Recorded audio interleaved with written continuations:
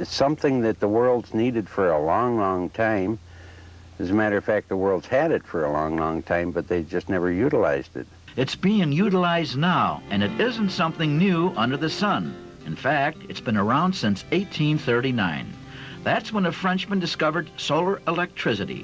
It wasn't quite feasible until called upon during the mid-1950s when our space program got underway.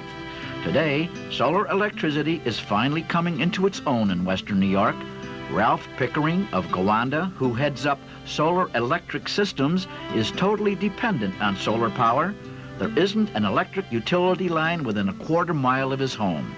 He explains how solar electricity works. The sun hits the solar panel, the face of it, and it activates the neutrons and photons and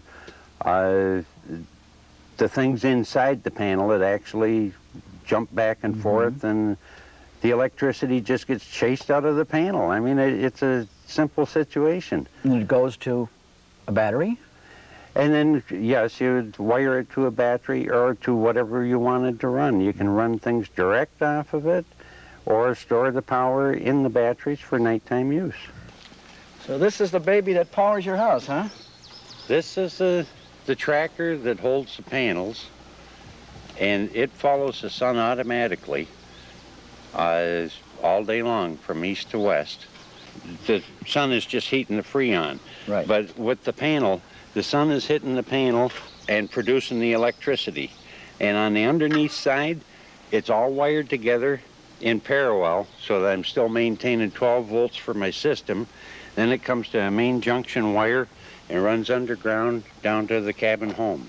Rain or shine, it's going to work. Rain or shine, it's working. Never had a utility bill, gas or electric? No. You don't need constant sunlight, and I've never seen a day that it hasn't been producing something. Everything is solar. The heating is wood heat. Do they have appliances that could be used with DC? Oh, yes. They're coming out with more all the time. But they've come out with a very, very good refrigerator. Ours is a 12 cubic foot refrigerator with a freezer. It's quieter than your normal refrigerators. You don't have to defrost them. Now, I noticed a couple of campers on your property. You are putting solar systems in campers? Can you Oh, explain yes. that? That's a very big market for solar. It gives the people with a camper independence. They can have their electricity wherever they go. Well, this is a solar panel that comes as a kit for do-it-yourselfers. The kit comes with all the components to put right on the camper. If you're using lights and the television, this and your water pump, this would keep you running indefinitely. And as you're on the road, this is up on top and it's charging. Constantly. Great. In the daylight hours. Right. So, aren't you afraid you're going to wear your battery out? I hear that radio. Well, that's what everybody think. But this radio is hooked with a solar battery, so I don't have to worry about that. You get your electricity from the sun? That's right. Show me. That's the battery. Uh-huh. That's what solar battery. So I don't have to worry about radio will go off. So, where's your panel? Panel is on the top of this van. And what's hooked up in here besides the radio?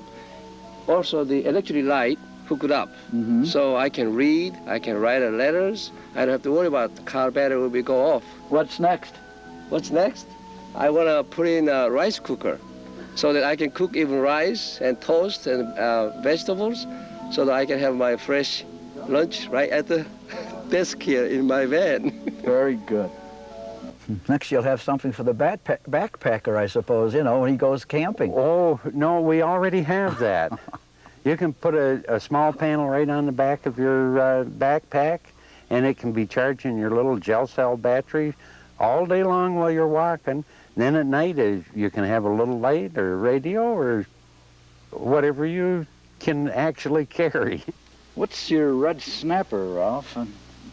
Explain that. That's a solar electric fencer. This one in particular has been operating 4 miles of fence for the last 2 years without any maintenance or any interruption in power. It does a wonderful job. You can put them anywhere. You don't have to run electric wires to it. In certain instances, it pays for itself immediately. We had a customer this morning that wanted a power line run into his house, and he's 900 feet from the road. The power company wanted an unreasonable $9,000 to run that line. He could have a system put in for the $9,000 and never have an electric bill. What panel is this? This is a panel that powers my workshop.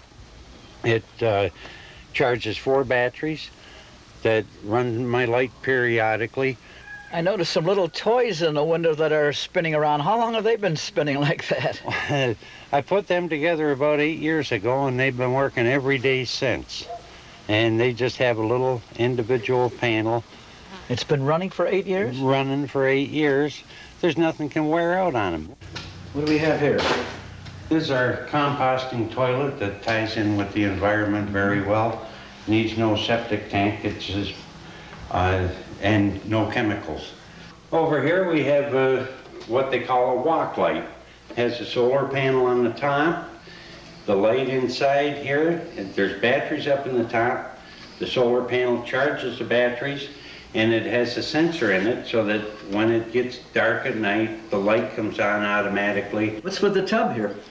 Well, that's just a demonstration of a water pumping system. I'll turn it on here. It's just a circulating pump, but it shows that you can run water pumps off of DC. They're really old car batteries, but they're doing a fine job at this point.